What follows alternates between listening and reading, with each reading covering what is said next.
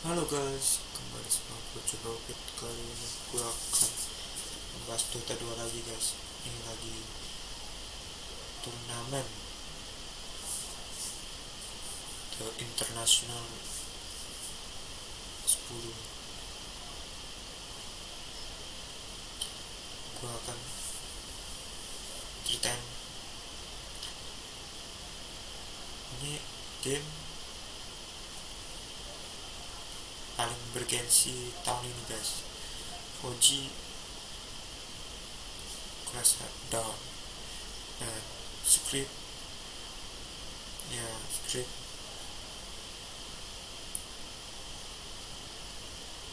lagi naik down guys. Jadi gitu guys. Jadi script ini lagi naik down dan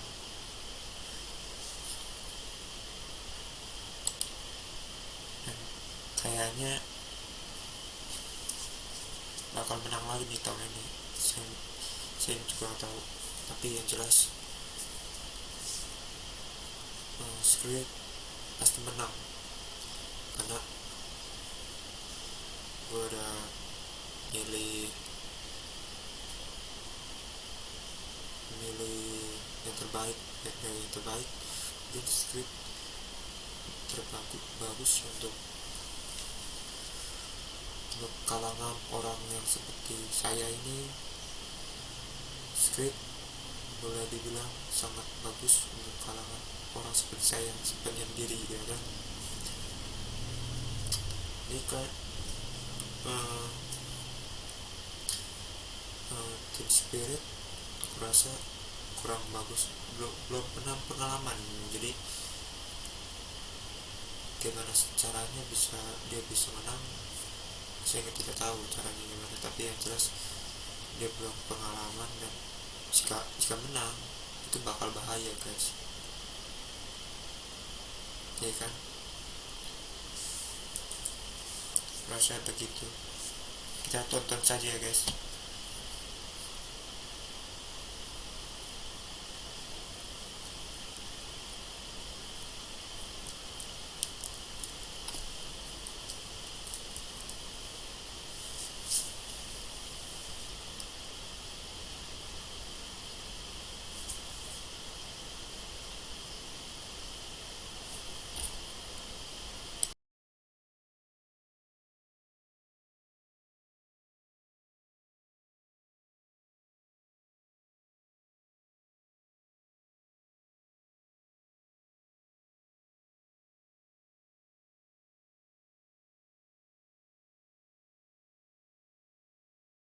It's just beautiful. I don't think I've seen a team perform so well under so much pressure and being so relatively young. They have some experience coming out from the silent, their coach, and also the coach, but the rest of the team is very young. They're really showing. I think yesterday when they won their match as well, I was surprised when they won. They sit up from their seats and they're not like freaking out when they got top three instead of top four. They're like, all right, we won next game. It's like, and Rick, you said that earlier about Maposho. He's like, oh, we haven't won yet. That's like the Crow mentality that we've heard in years past. Like, it doesn't matter until you win the whole thing. Well, one game stands between Pepe, who has been to 10 internationals. Standing between him and the final is, of course, Team Secret. This could be his last game on the TI-10 stage. So we're going to check in with him and find out what he thinks of his teammates. I probably have the best connection with these people than any team I've ever been in. If all of us didn't need to play Dota together, we would be in a very, very good spot as people. These guys are quite skilled boy, really great guy. Nothing bad I can say about him. Same thing for Zai, Snoop, we hang around all the time. All of our team just constantly chills out on Discord. Montu is just a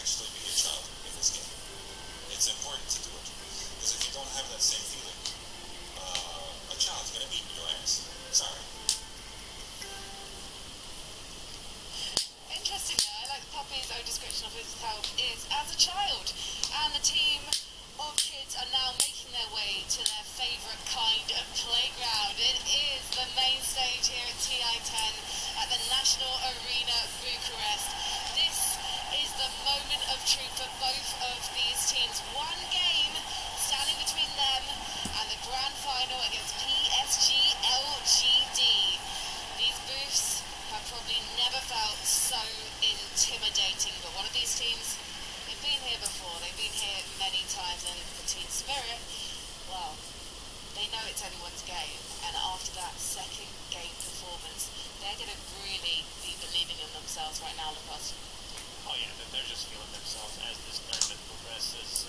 They tend to play better. They don't crumble under the pressure. It's just, I don't know. We praised them so far throughout the tournament. I don't think I can find like another way to say how good they are and how enjoyable they are to watch. May I just say, I love what Puppy said in that interview about having to be a child to be here and win this game, because you still have to enjoy what you do, and you have to love the game, and you have to just be able to not feel the nerves and just kind of immerse yourself in this environment to win. And look how far they've made it. And that's exactly the quality that Team Spirit has, by the way. That's taken them this far, I would say. In this interview, Puppy, was, to sum it up, it was pretty much, just a bunch of dudes being bros kind of mentality. It really helps a lot too when you have losing streaks or you have a bad game. Then your morale doesn't drop. You can still keep your head together. No one's mad at each other. Any of those underneath problems that you have with each other don't boil up and become big issues. You can just reset and play another game as long as you have a slightly better draft or different strategy. And I'm glad that Team Secret can do this, but also I remember at the Animajor, when every team was always so stressed, every night they would go to their practice rooms and just do whatever they do in there. Sometimes they're just talking, sometimes they're reviewing drafts, but in their free time, Team Spirit would just go play ping pong, and they'd play ping pong for hours.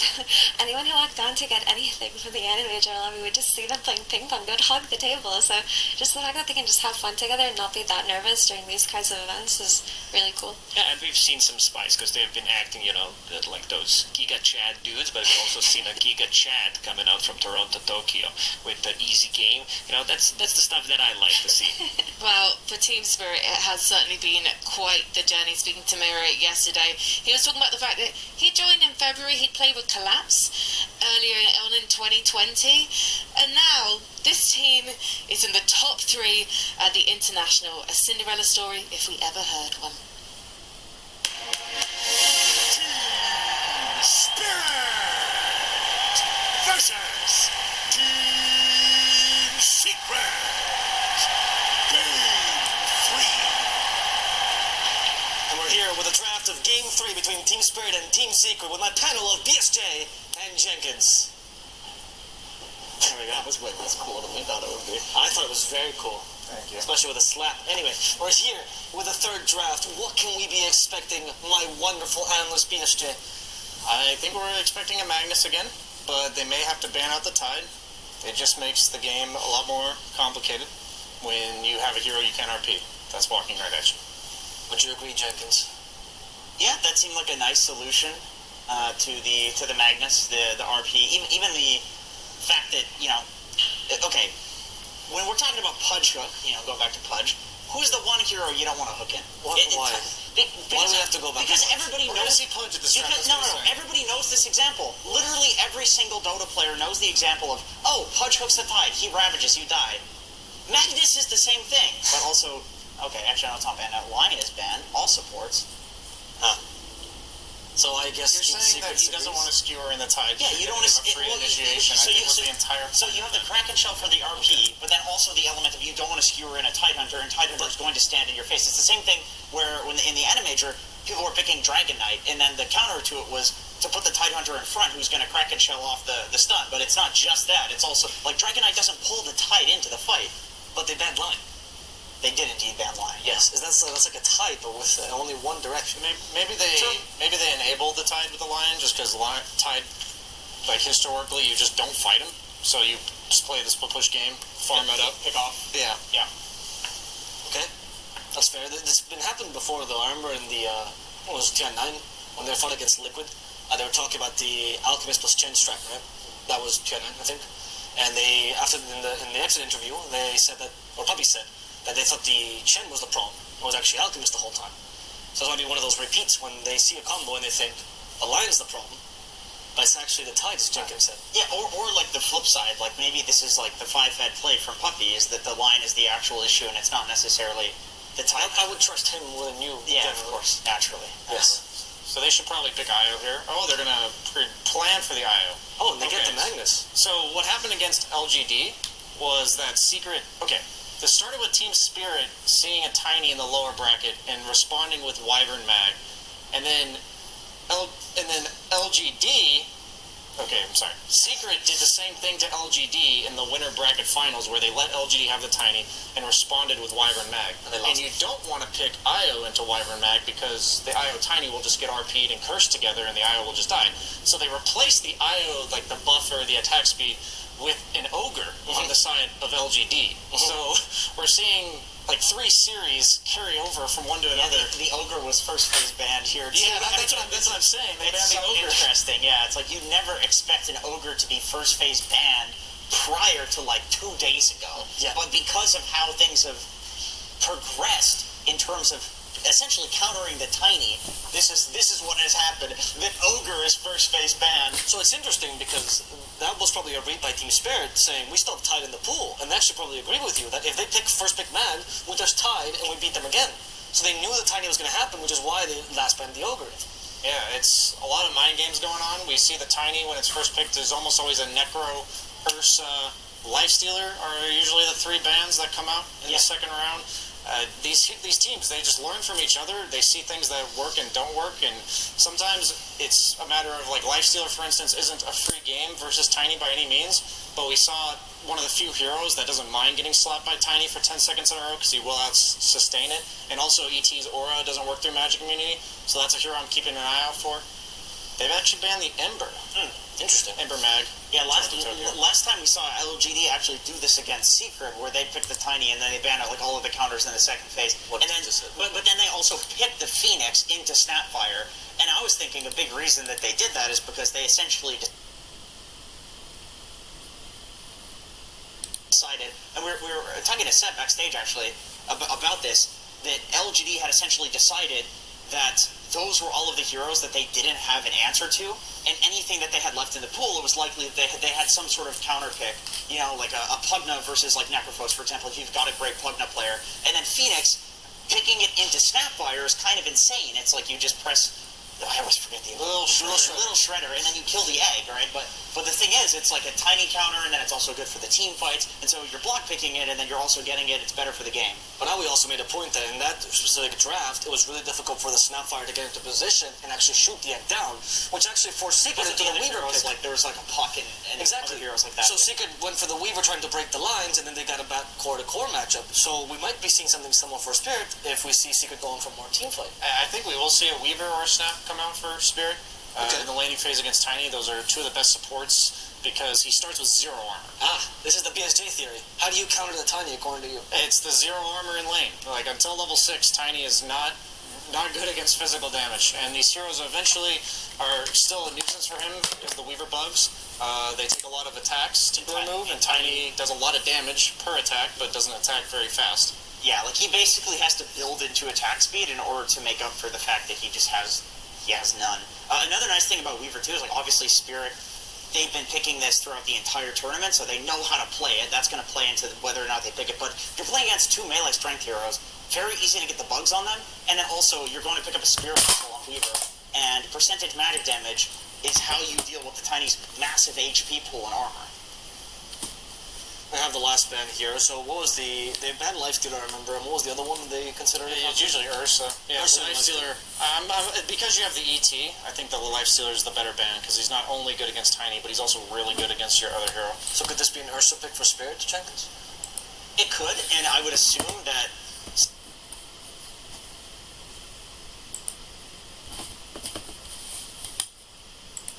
Secret obviously having, then there's no reason to hold off, but at the same time you're not worried about the other team taking it.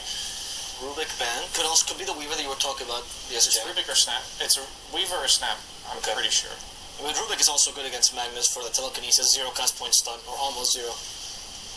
You know, the nice thing about Weaver as a support position is that it's kind of similar to what we saw when I believe Secret picked it as the carry position. It's that you can survive the tiny burst. Well, you think you can survive the tiny burst, and then you press R and you're full HP, and tiny doesn't have the burst, right? And so it's the same thing. We saw Faceless Void actually beat the tiny earlier in the tournament because of the same principle where you're just dodging all of the burst, and obviously Weaver has a longer cooldown on that, but as a support, you can have a carry who's actually building into Scotty, building into Satanic, these tanky items, and then save them with the Weaver Aghanim Scepter, and then all of a sudden Tiny's not as much of an issue. I was not expecting the Willow again. It worked really well last game, but I don't think these heroes on Secret are the same as we saw like the Magnus combo. They don't have like a clear time that you're supposed to terrorize in this game for the Willow. But maybe they also are unlikely to go for the Morph because you have ET on the other side who removes all of his armor. Interesting pick. Maybe the idea is around the Brambles, because Tiny is not the traditional BKB carry due to his stat resistance, and then you're constantly getting Brambled and you can't run around freely. Might also stop the potential Lycan Tiny combo. Yeah, sure, and it's also like disengage too. You can just pick and choose your fights, and that sets up for the Winter Wyvern and the Magnus to hit better spells. Obviously, they're big counter initiators, and you want to pick and choose your fights. There's the Lycan regardless. It's the LGD draft. Lycan I Tiny. think I Willow's see. that great against Lycan. It's like you're not going to die to the Lycan because you have Shadow Realm and maybe Terrorize to cover yourself, but none of this threatens the Lycan. Okay, now that you've controlled him or saved yourself, now what? And we saw that in the past, Mag, he used to build like Tread's Echo Saber from the mid lane, or even sometimes build a little bit to right click from the off lane, and this cleave was good against Lycan's summons. But now Lycan's aura is global, so the hero is usually never anywhere near his summons.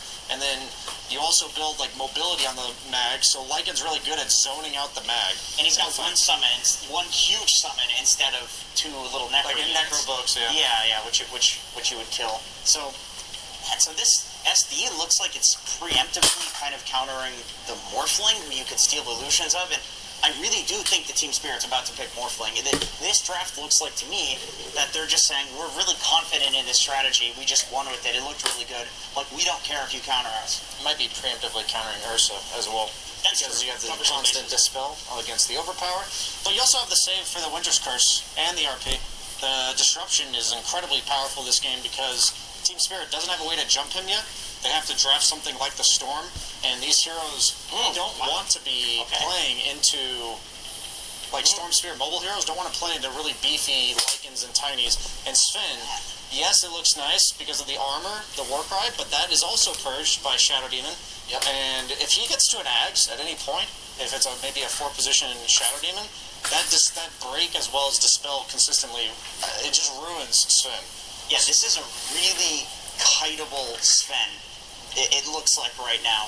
In terms of at least Team Secret's draft, they have the Disruption from Shadow Demon, they have the Ult from Shadow Demon, they have all the tiny stuns, which are on a low cooldown, Elder Titan, who's throwing all of these spells into melee range, BKB Piercing, of course, the Earth Splitter.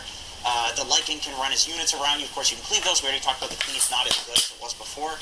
But then on the flip side, there is a lot of setup potential from Spirit in terms of having some crazy wombo combo in the team fight. You have the Sven cleave on top of the Magnus of Power, giving him even more cleave, as well as these like massive team fight ultis. They can 100% have the Sven 1v5 in this game, but it requires some team fight synergy. And no Shadow Demon. Because the Shadow Demon really destroys this whole idea. If he gets purged, you lose the Empower there, you lose your Warcry, you're getting kited. True, yeah. Like, this Shadow Demon is completely It's a great pick. Yeah. It's a great pick.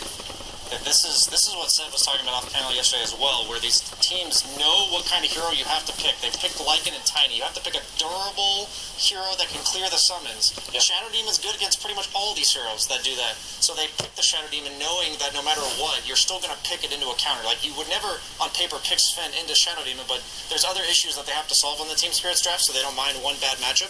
It's just really, really cool, like, thought process from these drafters. And then Spirit bans out the puck, which is exactly what LGD ran with a very similar draft yesterday. I would be surprised if Secret doesn't just go for... Okay, so the Void Spirit is banned out, Ember is banned out. We need a Spirit-type hero, because none of these Secret heroes want to go in and actually get stuff started. This is what we've seen in all of the drafts so far from them. So what do we have left? Storm's a little slow. Could they run something like a DK, for example, instead? The problem is you don't know the lane matchup. Oh, they go with the lane. Okay, so something that's going to win the lane no matter what. But now you lack the initiation you were talking about, so Tiny's going to have to be the one. It's going to be Lycan's job. Oh, Lycan. I think it's going to be Lycan's job. They're not going to have hard initiation. They're going to have cause chaos, and eventually you'll separate, and the Tiny will be able to land his abilities. They have a lot of poke, a lot of prod, and then eventually, once they get the fight started, their damage on Team Secret is immense. Once you get the Tiny Lycan timing, the Wyvern's really good against Tiny because of the slow from Winter's from Arctic Burn, but that doesn't matter if you're hasted. Okay, here. And they go for you have to go for something like this to jump the Shadow Demon, but my emphasis is this hero is not good conceptually against push lineups. You don't want your towers getting pushed. You want your team setting up the rotations. I think Team Spirit's going to be on the back foot. I don't like being on the back foot when I have a Sven. He's a pretty strong laner who wants to pick fights on his own terms rather than defensively. If any team can pull it off, it's Team Spirit, but I think Secret's got their number on this one. I think the way Spirit wins this is through team fighting. There's always the snowball potential of a Storm Spirit if he gets an early Orchid. There really isn't much to disable him. I was thinking maybe like a Yule Scepter would be pretty good on Nisha this game, but it's just such an uncommon Lina build, and you've got the SD to set up for you already, so maybe you just don't go for that Yule Scepter, even though if the Storm does pop off, you probably need one. But yeah, I think Spirit can definitely win team fights, but Team Secret's draft is looking a lot like LGD's, and that looked pretty unbeatable, to be quite honest. But Spirit wins for a comfort draft, right? This is the draft that they've played through and through. This is the bread and butter. Team fights, strong carry, Yatoro on this Sven, like even Miroslav on the Dark Willow. Yep. All these heroes are heroes they know how to play, so maybe they're just trying to go for a good draft they know how to execute. Well, the way I think they win, honestly, is being close enough in the game once Secret goes high ground to win off the skewers in the base. I think that is their best option because eventually the Sven can match the Tiny, but he needs like 4 or 5 items to not only do enough damage but also tank through what they're dishing out on Secret. By the way, interesting on Secret is they swapped Eldraine and Shadow Demon. Shadow Demon's going to be a 5 this time. I see. And ET's going to be the 4. Yeah, ET running in and disrupting seems really good this game, and as a 5 you can't do that because you just feed due to no items. But like Wyvern and Magnus, they're looking for these big counter initiations, which if you're using all of your spells to stop this like position for ET from punching you, then you can't do that. So I do think that actually makes a lot of sense, and the disruption is what's important from the SD as well as the ult. And now, as the game begins, we're going to get everyone's favorite casting duo here on the stage. It's Sunsfan and Cinderin. Hello, everybody. It all comes down to this, Cinderin. Game number 3. Millions of dollars on the line. Team Secret versus Team Spirit. We have a tiny Lycan combo again, but sadly, no Christmas tree. Oh no! What do I have? It's a regular tree. It's very, very sad to see. Maybe if they win this match with that extra few $1 million, he can buy the Christmas tree for himself, Cinderin. But what do you think of these lineups? What a game this is going to be. Yeah, so Secret are playing a strategy that's very similar to what LGD did yesterday against them with the tiny Lycan.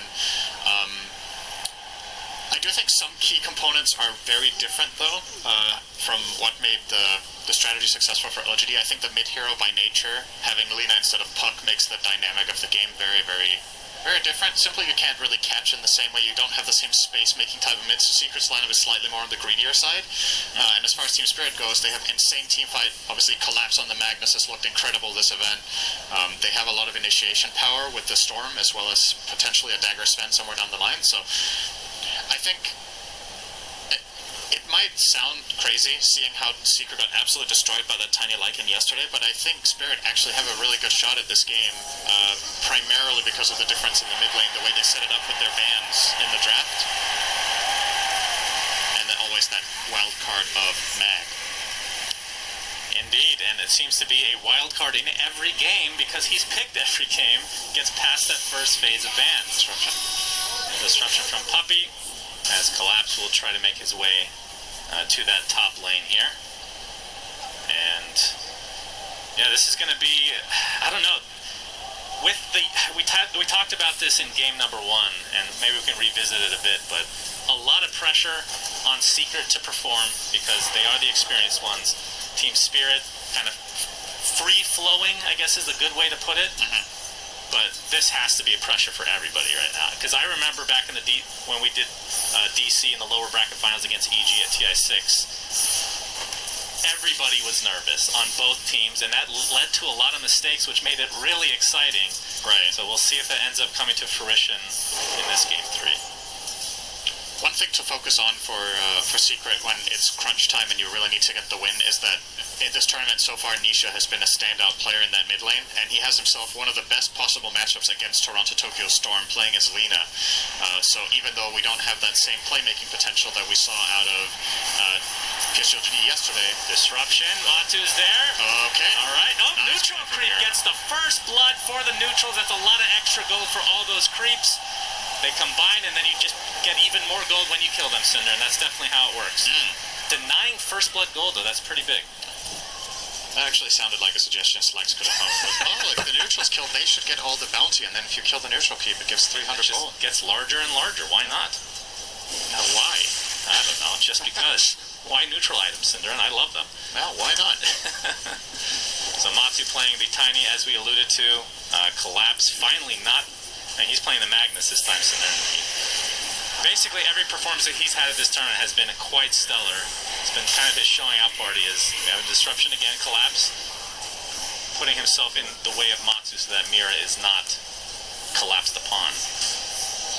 Well, he needs to be a little bit careful here, actually. Puppy coming with the illusion We have the skewer. skewer with the shockwave. They're going to try to 1v1 battle this. The Brambles come out as well. This is going to be first blood going the way of somebody, Cinder, as Matu. One right click. Nope. Looks like Puppy will get credit for that one. And with the avalanche, he's opting not to chase down, but rather to straight up go up and salve Matumba Man and probably give him a tango here as well.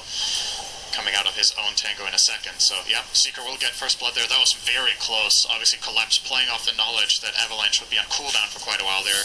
Has been nerfed over time. It's 26-second cooldown level 1. Honestly, for what it does, a really long one when you think about it compared to other heroes. So, probably needs some buffs to Tiny after this TI so that he can do better in lane. Yeah, I'd like that as Curry is going to get course you sniped would. here from Yapzor.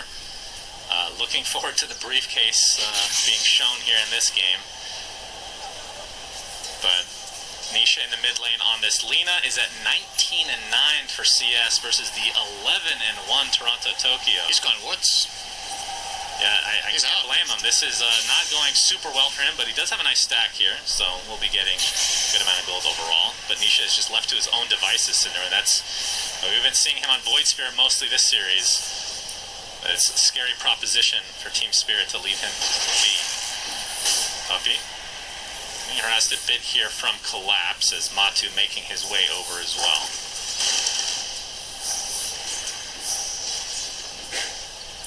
It is only a 1-0 advantage in this early game for game number 3. So much on the line here. I can't even imagine what's going through the heads of every single player in those booths. But Team Secret, they have a ton of experience to fall back on. And Team Spirit, they have, I would say, the momentum from the tournament, from the beginning of the tournament, And and from the last like, game. 2 months even. Right? Yeah, that was a game that they were doing well in, then it looked really grim, and they just grabbed the win out of nowhere. That's got to be a real confidence booster. Monshu not really going to follow up in it. Crowd though. goes wild with that shockwave. Yeah, I did go for the skewer. I don't know if that would have led to a kill, but definitely could have done some significant damage to the Tiny. They're going to opt to just chill here. And let's talk a little bit about bottom, because we've been focusing along the other 2 lanes. So it's going to be a Taurus Sven against Zai Lycan, obviously with the Elder Titan of Yapzor battling up against Bipushka's Wyvern. Actually, Yapzor could be in a bit of trouble here, but oh, never mind. That's not actually the case at all. Sorry for the misleading information. This is a good lane for Sven. Right? He's one of the carries that does the best against Lycan in lane. You have the natural building cleave when you skill upgrade cleave. You have good armor. So And you have the power for pressure. double cleave, Cinderin. Very important. True. It puts pressure on the Lycan in lane that he always needs to micro his wolves. There's some carries that you can play against where it's a lot easier, but you just have more stuff to manage here, more things that can go wrong. CSing just flat out gets harder because your wolves can just get stunned and they can cleave them down. Yeah. So obviously, unsurprising to see Yatoro pull this far ahead of Zai as he is. Obviously sitting now at 34-13 against 16 for 2. Which is a much bigger lead than what Secret have in their top lane on Tiny, but the big story is Nisha is level 6.5, and Yeah. Toronto Tokyo just got level 5. And mind you, this is without a kill in that lane. Indeed. It's just Yapzor has raw come as farm. well, so Toronto Tokyo just getting forced out again, which means it's going to be extra damage to the tower in all likelihood. But Poshka being spotted out now as Yapzor is going to get even more damage as a result. And it's just one of those position fours that you just cannot ignore. Be able to beat the crap out of people with that briefcase of his. Or stapler, depending on what you like. But Toronto Tokyo looking for the bottom rune. He will get it, and it's an arcane. But still, not level 6, so can't really take true advantage of that. Yapzor applying some pressure to Miposhka in the meantime. The Arctic Burn is proc. Toronto Tokyo has to walk up and go into the jungle. As top lane, Poppy's in a lot of trouble. Looks like he's going to take a tumble, but Collapse will likely die to this poison, so it's a 1-for-1. I think Matsu was out of experience range for that kill, though, so still call that a win for Team Spirit. If Matsu got the experience from that kill, that would have made a big difference. Maybe he did, I'm actually unsure, but... Nisha Toronto Tokyo does hit level 6 now. Yeah, and he's going to jump on top of Nisha, but Nisha pretty healthy. Yataro making his way over. Mira's there as well, so it's a 3 versus 1. Even God Strength used. Whatever it takes to take out Nisha and into the jungle, into the triangle, Yataro goes. Here, Yataro, since he rotated anyway, so might as well use God Strength there. They're going to stack one more time and then clean up whatever they can. Yeah. Indian power buff up as well here. Oh, yeah. That is juicy. Very nice. So how's the Lycan Ags with Tiny this game? Like, is there a game where it's not good? Or is it just something, if you have these two heroes, that's something we should expect no matter what? I think we should expect it in this game at least. It's just, it puts so much pressure on the other team that they know that if Tiny isn't under control, you could literally get kind of one-shot comboed on almost any of your heroes once he has the items. So I'd be rather surprised if Zai doesn't go that route after his Helm of the Dawn, which I believe is flying out now. It's on the way on that courier. So I'll be grabbing that. But good kill here for Team Spirit in the mid lane, taking advantage immediately of hitting level 6 on Storm to punish Nisha, who was playing hyper-aggressive, obviously what won him the lane to begin with. Sets him back a little bit there with Storm Arcane Rare. Top lane, Matu's getting forced out, has the Bramble there, but will walk away. Seeker actually pretty far ahead in these two lanes. Collapse is level 5 to Matu's level 7, and mid Nisha, even after that death, is still a level and a half ahead of the Storm of Toronto Tokyo. Bot lane Zai level 6, and what is the Sven? Sven is level 8.5, so all the way across the board, slight advantage for Secret overall. And I guess that's good news for them, right? Keep in mind what their lineup wants to do. This is a similar story to what we had against LGD yesterday from Secret, where LGD were content to just farm for 20 minutes until the Avatar they got what they wanted. Okay, that's not that much damage. Collapse is actually perfectly fine. Sorry, continue your thought, Cinder. Really apologize. So carry Tinies will generally not do that much damage with that combo. Want to get the points into 3 grab. 3 grab. 3 grab. Grab it 3 times. Yapzor? Yep, Stormhammer's there. Yataro pops his ult, and Yapzor just gonna get chopped down into oblivion. Oh. And I guess Zai's like, hey, Yataro, you want another 150 gold? Here you go. Gets his Dom creep, as well as Wolves cleaved off in 2 swings from Yatoro. He's gonna be very happy about that. And Nisha, essentially a recipe away from finishing Yule, so that'll be a nice setup for his LSA combo. And, well, it's kind of cookie-cutter build, I would assume, for Matu as well. Echo Saber, Silver Edge, maybe a Blink Dagger at some point, or BKB. Yeah, probably Echo Silver. I think it's fine. It gives you a possibility of one-shotting the Storm. You can one-shot Storm, Willow, or Wyvern as Tiny with a Silver Edge. On Willow, you need to be very quick to toss. You need to basically attack, instant toss, and then avalanche while he's in the air, or he will get off the realm and escape. But the other heroes are very easy targets. Miposhka looking to defend bottom. It is a hard defense. There are wolves. Yeah, but Miposhka Dominator range creep. level 6, so Curse is available here, which can be really annoying for Lycan players. Right, they're going to give it up. Secret aren't going to try to continue pushing. Maybe too intimidated by the missing Storm. And Yatoro now, Toronto Tokyo now TPing mid. They could find Nisha here. Yeah, LSA is going to make the Shadow Realm comes out. Matu coming backstab against the Abatos, but still not enough damage to really do much to Toronto Tokyo. Curse Crown connects, and that'll break up the fight completely. I feel like there might have been a potential play there for Secret to get a stun off from Lina onto the Storm if the Avalanche toss were staggered as much as possible out of Matu there. Oh, the big jump in from Toronto Tokyo, and the terrorize to follow. Puppy's in the vicinity. Can they save him? Shadow, for the disruption is there, and Toronto Tokyo looks to be the one taken out. It's going to be a 1-for-1 though. Laguna Blade expended, and now Mira getting absolutely beat down. Looks Looks like Puppy gets credit for that one. So a 2-for-1 overall. Who died first between the mid laners? I think the Storm was killed off first. Yes, he was. Did get the return gold onto Nisha there, but in the meantime, of course, you gotta look at the rest of the map as well. Secret are gating this bottom tier 2 or tier 1 tower, excuse me, with the siege creep. Oh, nice deny attempt from the push. Actually, almost got it there as Wyvern. But Team Spirit will trade for top. Didn't get the last hit on Yatoro, but still opens up the map a little bit. Yeah, Yataro has the Mask of Madness, going for the Echo Saber, Blink, and then BKB. And from there, I would assume Silver Edge. Yeah, Silver Edge could be a thing. I think maybe on second thought in this game you might want to just go AC. I don't know if you want to get the silver at all. You want to blink in and then you're going to just stand and deliver. I don't know if you're going to get the Silver Edge surprise jump. So yeah, I definitely like Dagger out of Echo and then BKB into probably AC and then either Satanic, Daedalus, the standard stuff. Mr. Collapse himself, he has the mech ready to go. You can see Toronto Tokyo getting close to finishing Kaya. So again, not opting for the Orchid because there is a Yules on the opposing mid. Is there any consideration for... Oh, Nisha gets off some spells, gives him some nice movement speed, but Collapse finds the RP, and with Yataro in the area, all 3 cores, in fact, in that top river, he's a big able to kill. take out Nisha here. It's worth it. You want to slow down the Lina as much as you can. Gets caught there. The Yules wasn't able to save him.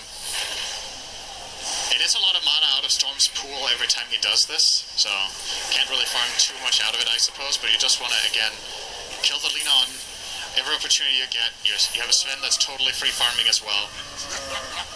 So maybe in the next 10 minutes, Secret will, again, they just want to build up their Lycan as well as their Tiny. At some point you might be able to flat out just contest them if Lina isn't strong enough. Seems to be the plan. Secret Nisha here is queuing up the BKB before travels. We'll see if that is the order. I don't know if they can find him without the RP, but this would be a devastating kill onto Nisha. Yeah, that would have been huge. But still, Blink Daggers are coming soon enough for Team Spirit, which looks like that is next for Yataro on the Sven. And Puppy puts down a ward. He can see a little bit there. Both Collapse and Yatoro should have a dagger in like 2 or 3 minutes, so that would be a really good time for them to look for opportunities that could potentially lead into Roche. I think it's maybe a little bit of a stretch for the lineup to do Roche this early unless you get a team wipe. LSA connects, Laguna Blade to follow, but does not have the damage to finish it off the tree. Disjointed by Toronto Tokyo. So decent amount expended, but Nisha just going to go back into the jungle with a nice triple stack. They find Collapse top. Yep, they sure do. Cinderin got the Avatos combo with Puppy's ult. Collapse gets to skewer off, but can't make it to the high ground, and is eventually brought down by Secret.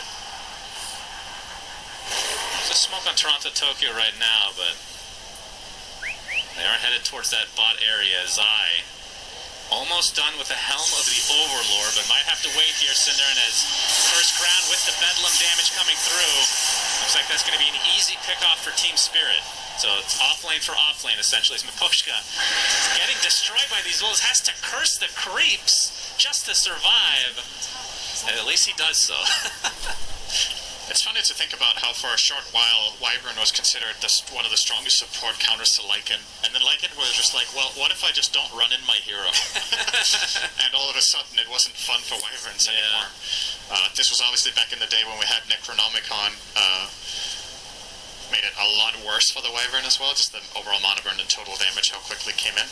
But still, even with Helm of the Overlord, once that comes out on Zai, just pop your ult and you run the golem at Wyvern, what are you going to do? Indeed, it's tough. And that'll also help amplify his farm to be able to actually get that Aghanim Scepter to be able to bite his teammate and turn the Rockman into a wolf. As Yataro is top of the net worth right now by a pretty decent margin, but that is kind of to be expected from a Sven with Empower. With Empower in addition. Obviously, Tiny not able to get his shard yet, but that's wants to show off his blink here. And Puppy gets up Disruption. Nisha on the back line. Yataro jumps in with the Blink Dagger, but a nice Yules from Nisha. You can see the Bramble is going to apply to Nisha. They're going to apply all their pressure onto him now. First Spitter comes out. First to fall will be Puppy. The skewer into the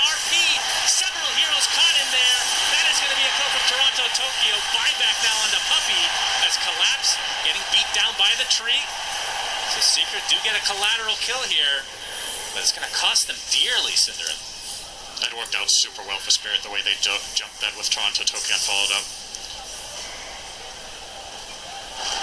Yapsor didn't really manage to find a good stomp or splitter in that situation, so they couldn't really. That's the key counterplay that we usually have in a spot like this. Diving Elder Titan is really scary, or against Elder Titan rather. But with Puppy already using the disruption, they feel way more confident just locking onto a single target in that Lina and getting her down as soon as possible. So that was an instant cue to go. And the RP from Collapse, like you said, wonderful. So, was that actually only a 2-for-1 with a buyback from Secret? Yeah. What? How did Toronto Tokyo dies? Have to admit, I wasn't looking there. Matu. Shadowblade reveal. Shadowblade, yeah. That is a huge kill for That Secret. is big. He was dominating, That so he gets essentially 650 bonus for that. That negates that mid to fight entirely. Yeah, Basically, pretty it's much. a wash now. Big find for Matsu. And you see the Rock Golem come into play now with that Helm of the Overlord. I feel like I haven't seen the Dragon in a long time, so there's always the Rock. Maybe there's a higher chance when Tiny's on your team. Shadow Realm popped to try to get away here. Yeah, Matsu's going to wait for another tree before he goes and finishes this tower. Or they might just not do it at all. They're going to respect the potential play here from a Blink Skewer, as well as a respawning Storm, and Secret are going to wait for later. Honestly, I understand it. I don't think you have to really stress taking this tower. You have passive ways of slowly getting it, like Wolves, like the Helm of the Overlord. It will fall eventually.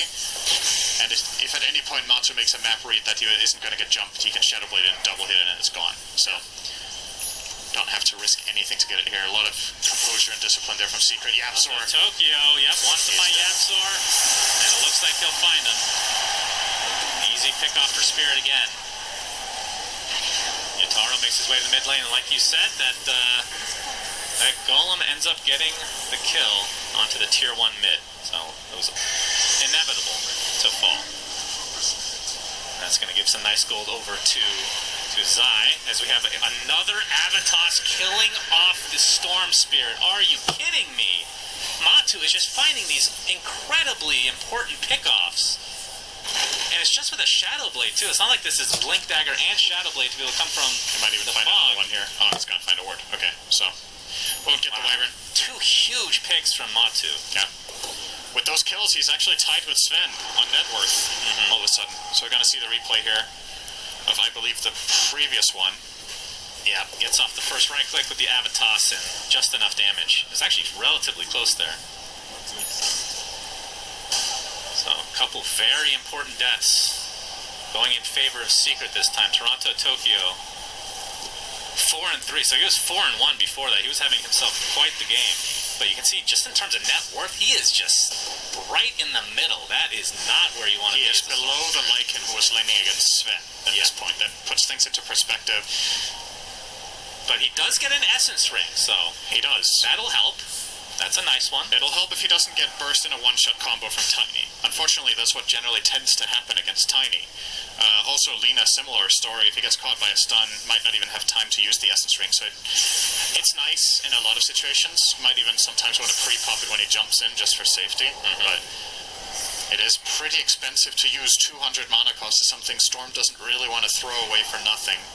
Dire's middle tower is under attack. Team Secret sporting a 2k net worth lead now. It's right on the edge. We saw that the back up to 3k now as Yataro, he is the member of Team Spirit. A lot of pressure on him now, Sinner, because of Toronto Tokyo's Winter's Curse. It's only on to Puppy, though. The skewer back from Collapse. It looks like they'll get this one. Nice and easy. Pretty much a zero risk play with the Blink Skewer. Does cost them a Winter's Curse, but not the longest cooldown. No. And I don't think Secret are going to be super eager to go, especially now with Puppy with a buyback on, or with a dieback here essentially, right? This was an old death that is being added on top now, so out for a minute. Don't need to worry about not having the curse. Nothing's going to come the way from Secret right now, most likely. As a matter of fact, it's going to be Team Spirit again going for a move. Oh, they might see Nisha here. Yapsor. Wow, they didn't manage to get a jump out of that. Not yet, anyway. Nisha? In this rune. In this rune.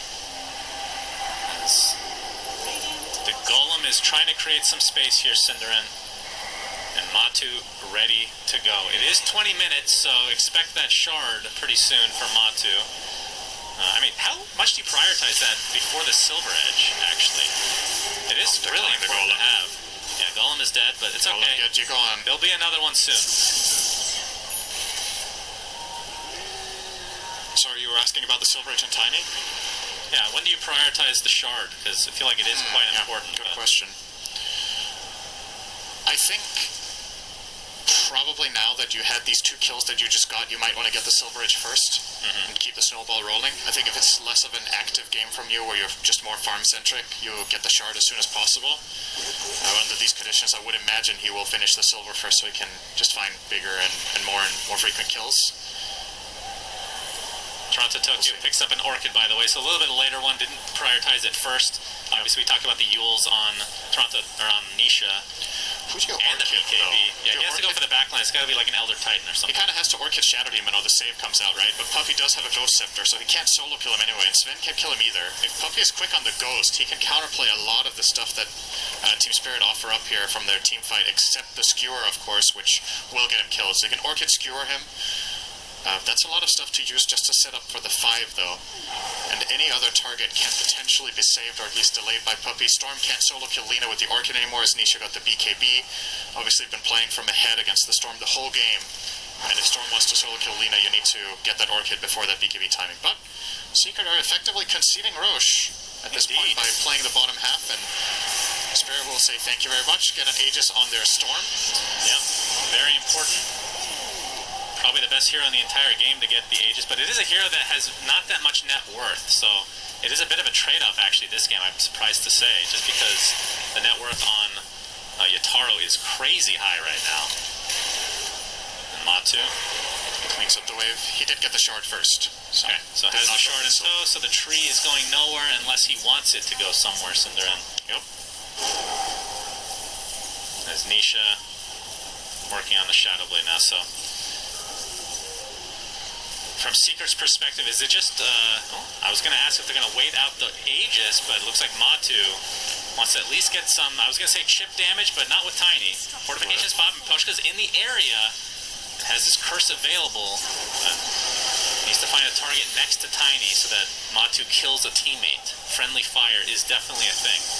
Oh, it's going to effectively get a deny out of that. I don't think Spirit are too happy with this. They TP'd down multiple heroes, and they didn't even get to mount the defense that they were trying to set up. And they will now have to just back off and go top. So, at the very least, the deny, probably a little bit of a little thing going their way. Not too great, but... Oh, Ags online. We have the Wolf Bite ability in the game. Oh boy. So, Matu... Did PSG LGD have Elder Titan in that game yesterday? I don't think they did. I think they were against it, right? Yeah, I'm not sure. So, expect if Elder Titan is also in the play together with Lycan Tiny, that the Tiny will ignore all the armor too, effectively dealing pure damage as a wolf with a tree. This is the most... I mean, if you told me about this hybrid a few years ago, Sinner, I wouldn't have believed you. There we go. Matu is now a rock wolf hybrid with a tree that you can't see right now, but it's there. It's not his tail. That's a tail and a tree somewhere, Cinderin. Yep. Hidden. Not sure where he... In the depths of his bowels, probably. He has a very big mouth. Probably coming out of his mouth, yeah. That's what I would imagine, at least. Lore-wise, it makes a lot of sense, you know? Mm-hmm. I don't know what's so funny about this act. It's just, it never gets old, I feel like. Looks like Secret will still want to make another move here. So they didn't really accomplish much with that first shapeshift, or the first wolf bite. It's up again in 40 seconds, but at the very least, for Secret, Team Spirit aren't really progressing on the map. They still haven't taken the mid-tier 1, 25 minutes in. They're not really opening up that much, so the obvious play for them is to go top, which is now being marked by Yatoro. He wants to go there. Has to be really careful, though, with the flank angles that Secret's lineup can find in that area. Secret do have a pre-placed ops that is expiring in 10. Might want to get a new one up there for... When you lose that safe lane tower, getting a ward or somewhere around your outpost can have a really high impact because the enemy team will often play up there. Sometimes you can find some, like, cute spots that are less likely to be dewarded, and that could lead to something big here. But Secret have lost the area entirely, and now that means you just concede this tower. will be going the way of Toronto Tokyo. Aegis for another minute and 40. Yeah, and they're Maybe trying to Secret get, just want to wait for that. They only have one tower to their name, like you're saying. So this Aegis, feels like more of a denial at this stage. You only basically get a tier 2. I mean, the tier 1 is still up for Team Secret. But you can see Matu picked up a Blink Dagger. Not sure if Spirit has seen this yet, but you have a double damage now with Shapeshift. And it could be a Blink reveal for Matu. I saw this yesterday. I think we've seen this many times. It did a lot of damage. Alright, here comes the Wolf Rock. Matu has his BKB ready to go, pops that Shadow Blade. But Team Spirit, they know. But does Mira know? Is he? No, he's dead. Oh my God, he dies in midair. The double damage. That is actually pretty close to Little Red Riding Hood there. That was on Dark Willow. I'll take that. That's oh my God, but Moshka gets off the Winter Skirts, but it's not going to last that long because he's all alone. Matu, he throws the tree and destroys him. Cold Embrace saving Collapse for now, but you have to think that he will die here. He gets tossed up into the air. Matu pops the BKB, but a lot of damage coming from Itaro. The Godshark's actually ripping through this rock. He's going to get the kill. Nisha looks next on the target. He gets inside the trees. Nice vision from Toronto Tokyo. Double kill for Yataro. Collapse is still somehow alive here. Puppy getting some cover thanks to the Echo Stop, but triple kill for Yataro. He's just bringing everyone down to their knees. Out of nowhere, Yataro. I mean, he's been top net worth for a while, Cinderin, and it's really showing in that fight. Such a heads-up play there from Eposhka to not die, right? They kind of got a little bit desperate with the dive. Matumba thought he could kill him no problem, but the 2 swings he got in were not critical strikes. And Eposhka got to reset out, dodge the tree throw as well. You're going to see the replay here. So the 2 swings come in here. Curse. None of them crits. Now he wants to throw the tree that gets blinked. And this is where Matsu probably just gets out, right? But Nisha has committed in from the back, so they feel a little bit forced to go. Great Cold Embrace. And the damage just isn't enough there onto Collapse. Nope. And then Yatoro just goes in clean up crew, no problem. Yatoro getting another kill to his name here onto Yapzor. That was past the tier 2 towers, and the tier 1 was still remaining until just now. This gem is on the deck. Yeah, crucial hold for Spirit there. Good question, the dive from Nisha, it's easy to say from our perspective. It looked like they were just going to kill Wyvern on the spot and get more. And he's already in there, can't really get out with his item build on Lina. He has tried to BKB TP, but he's still playing against RP, so unlikely to work. And Yataro now has a Satanic. So, Blink, BKB, Echo Saber, Silver Edge, Satanic. Going for the Swift Blink next, as we see the replay of Yapzor's death here. Yataro is just on another level this tournament. His performance, and we've talked a lot about Collapse, and again, the entire team would not be able to get this far without everybody doing their work, but Yataro, as a position 1, has really shined this tournament. And Nisha and company looking to find their way back in this game. Still pretty even, I would say. 29 minutes in, 3k net worth lead for Spirit. And next Roche we won't know for a bit. Radiant's middle tower is under attack. Outpost being taken. Will be successful as Team Spirit are fully smoked right now. Matsu finds a big item here. Got himself the Titan Sliver on Tiny. That's a very big pickup for him. Yeah. A lot more damage. The status is just nice. Puppy. He has disc. Eon disc procs. Toronto Tokyo goes to the back line looking for Zai. Looks like Puppy gets off the Ghost Scepter as well. Will be brought down eventually, but there's a little good to play with the LSA Nisha. Do they have enough damage? They do. Matu gets the kill. Matu, that Sven. Yataro is donezo. First Glitter comes out, not doing too much though. Collapse, attempting to get out, but Matu's right clicks are just too much to withstand. Toronto Tokyo creating enough space there. A big fight for Secret. They do lose Nisha, but Yataro, at the very least, is taken out of the game for a little bit. Such a huge, like, just the itemization from Puppy. Look at how much a difference it makes that he has these exact items. So he has Ghost Scepter to buy the time against that Sven, and then he gets the Demonic Purge and Disruption off because of Aeon Disc. He would have died in the stun if he didn't have that disc, so kind of offering himself up and gets the full counterplay out. Demonic Purge on Sven is such an insane counter. It was talked about on the panel as well, right? They were like, yeah, you got to pick something, and that's the one bad matchup Sven has, and Puppy just showed why there. That Demonic Purge just ruined the Sven's fight, and they burst him down. That was some solid spell casting from the rest of Spirit, though. That could have gone way worse. There was a good curse onto the Lina to at least salvage things somewhat there for Team Spirit. Toronto Tokyo pushing out the top lane now. As we do have short online for Zai, so the Wolves Mira gets stopped will be mid. spawning. This could be a setup for Matu. Okay. Thunderhide is available there. Oh, the force stab from Matu. But Collapse is so good. BKB, Mira saving, or getting cold embrace for now. Pops the Shadow Realm zone, but there's Collapse with the initiation onto Matu, and now the Orchid on top of it. He's already used the BKB. Nice save from Puppy for the time being. But Matu's still stuck in a terrible spot right now. Has to just stand his ground, and there's the Terrorize to follow. Big kill for Team Spirit. Looks like Zai is next on their list. And down he goes, Cinderin. Great execution from Team Spirit. Oh my god, I hope we get a replay of that. What an insane force step from Collapse there. It wasn't even Mira that he force stepped. It was the Tiny of Matu. The second he blinks in to go for the Avatos combo, he immediately gets offensively force stabbed. And that puts him out of position. It doesn't only save Mira, but jeopardizes Tiny, and they do end up getting the kill in the end. That was sick from Collapse, and then he finishes it off with the Blink Skewer too. It doesn't get better than that. That's just Collapse. world Blink Dagger's class. getting canceled perpetually by Puppy. On the other side of the trees, you see the Horn Toss finally being used. Puppy resigned to his death. And Yataro gets another kill to his name. See a little detail there from Puppy. He backpacks his Aeon Disc. He doesn't want to use the charge on it. Wants to keep the cooldown as low as possible. Knows he's dead anyway. And wants to have it ready when he respawns. But Spirit, all of that momentum right now going their way from these last couple of fights. And you got to keep in mind, it's been Secret initiating these moves and Spirit just reading them and counterplaying them perfectly. Both times now, top and mid, Matu getting punished after having an insane early game. These two deaths set them back so much. And into the Roche pit they go. Team Spirit, the underdogs of this tournament, could finish this game and go to the grand finals. Yep, the fourth step there. Insane. And then Cold Embrace is so clutch from the supports of Spirit. Yeah, I cannot believe Mira lives through this entire That fight is as so well. crazy. They're going to get the... Yeah, Wolf is showing this out, but not able to deny anything. So Toronto Tokyo gets the Aegis. And Shard as well, so that's the high overload stakes active. match here. There's a lot on the line, so you definitely remember the Aegis this time. Team Spirit gonna get that. Well done. They gave the Shard to the Storm as well, right? He didn't buy this. He just picked it up and used it. So they get the active overload,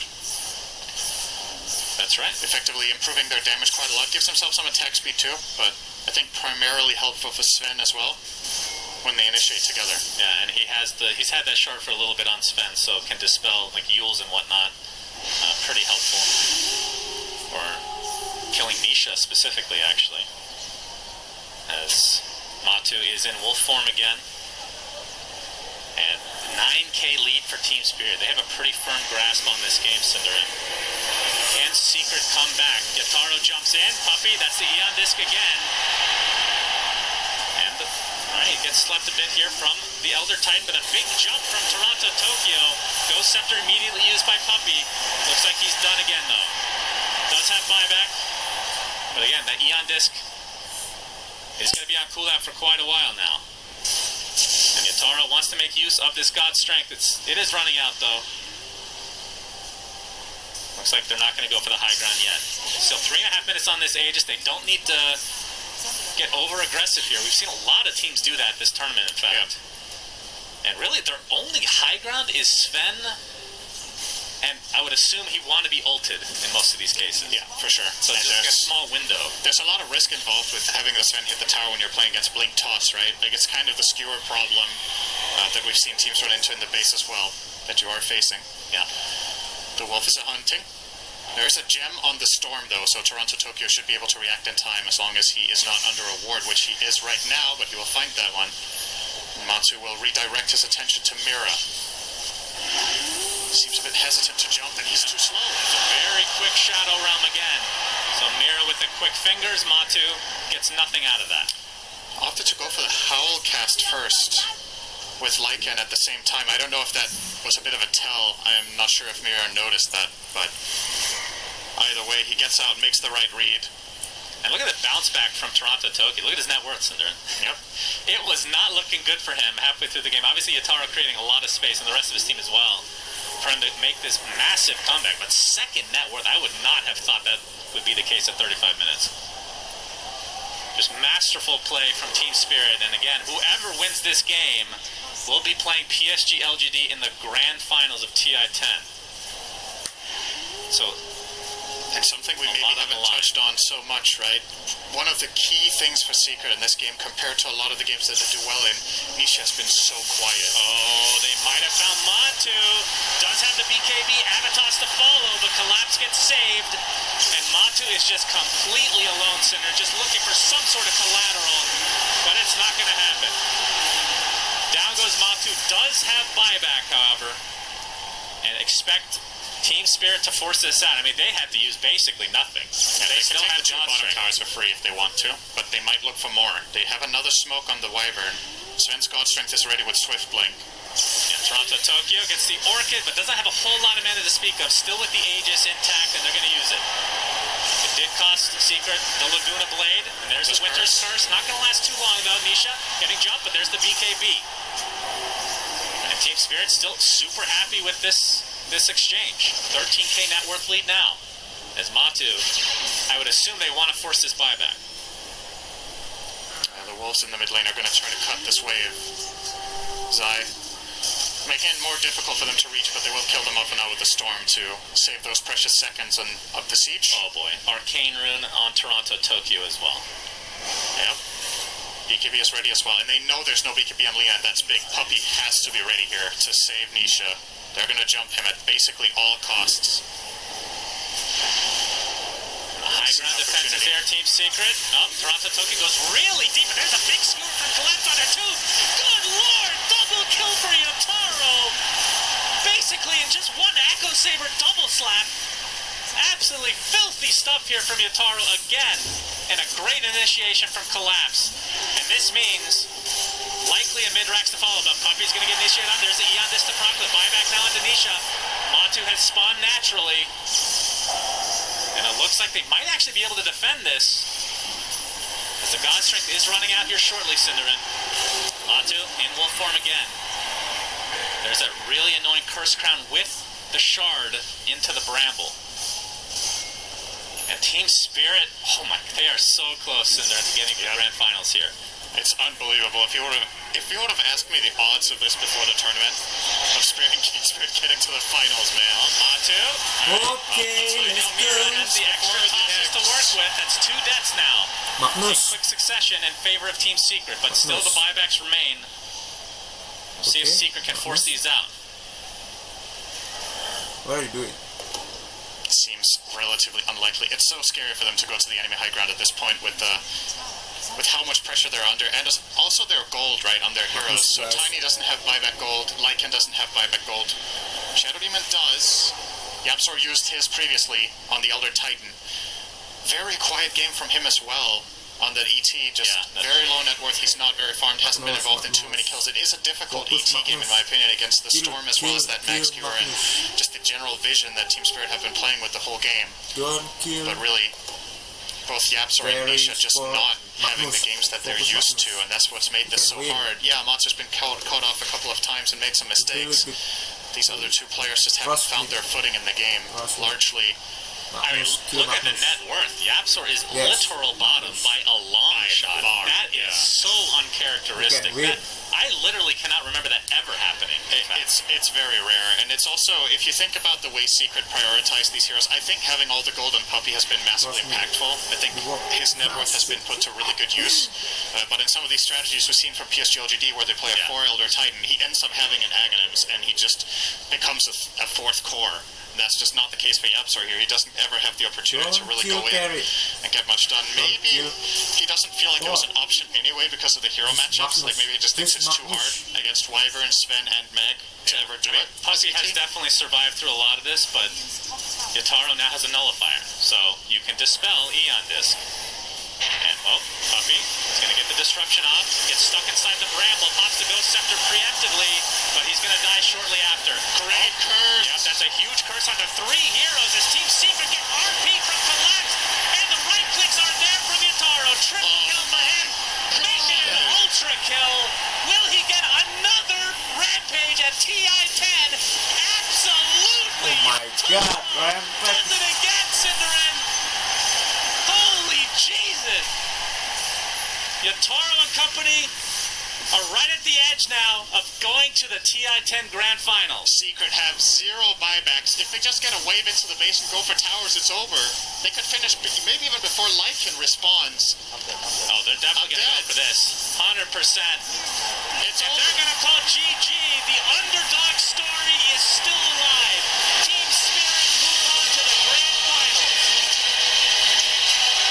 What a performance. Team Spirit, man. It's hard not to be rooting for them right now because they have been the underdogs for so long. Even in just their region has been VP the entire year that we've been talking about. But Team Spirit showing up big time now. And again, the storyline, it just feels like it's such a repeat story of TI6 and TI8 with DC and OG respectively, with this underdog team that gets knocked down in the lower bracket. Remember, Team Spirit got knocked down in round 1. They lost to IG 2-1. They've crawled through the lower bracket the whole way. That's true. To now get to the grand finals. They've just beaten one top team after the other to get there. They've got so much momentum going their way. And in many ways, if you were to compare it to a previous TI, I think TI6 is the most similar one. Now it's against the absolute giants in PSG LGD. At TI6, it was Wings. 2 of the players from that Wings squad is now playing for PSG LGD. That's right.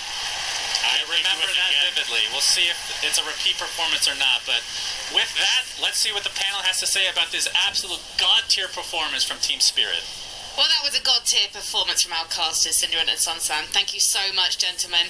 As you can see, the lower bracket has been conquered by Team Spirit.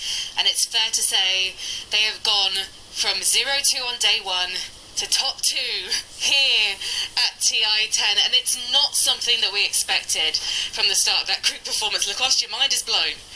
Yeah, pretty much. It's an unbelievable performance by such a young squad. Like this storyline, them coming into this tournament by being, everyone was saying this is the second best team coming up from the Eastern Europe. Then they knock out the Virtus Pro. Now they knock out the Team Secret. Suddenly they're gonna be in the grand finals. I don't know. The Dota is such a weird game where there's so many Cinderella stories that happen throughout the history. This one feels really good, though, I gotta say, because they did show hope, and it's like the perfect representation of the DPC season. Season 1, they looked okay, they had good moments, but they were sloppy too. Season 2, they were looking better, and then all of a sudden they show up and have a slightly rough start, but then they just get to prove themselves, and those are the best stories. Evie, I want to come to you in a moment, but right now we do have to head down to the sidelines because Avo is standing by with Puppy. Thank you. I'm here with Puppy. Top 3 at TI. I know that's not the expected result, but still impressive for a lot of teams. I'd like to ask you just a bit about the game that you just played. It was rough. Everything was going wrong. So every time we got something, we went a little bit too further. And basically we just kept on losing momentum basically on our heroes. And, it was still kind of like good at some point, but we couldn't abuse the Lycan Tiny whatsoever because we were just getting caught off guard all the time. So yeah, pretty much. Your team comes as one of the strong teams at TI, and also a lot of innovations in the draft. Other teams started copying some of the things you were doing.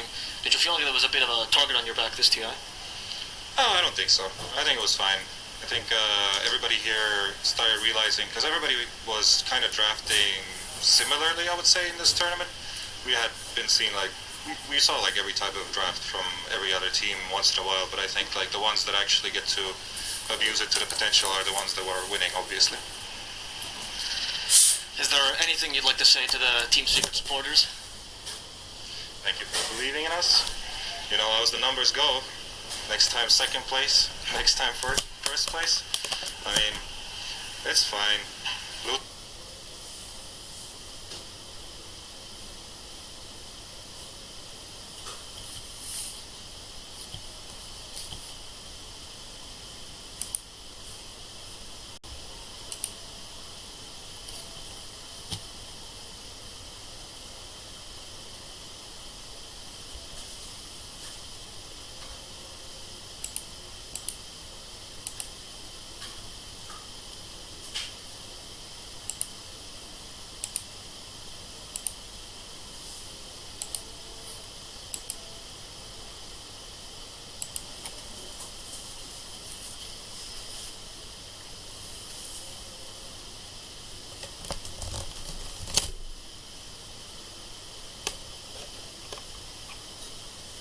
Oke guys, sampai sini saja.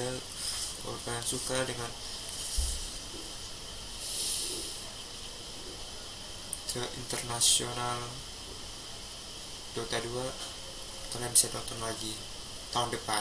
Oke, bye bye.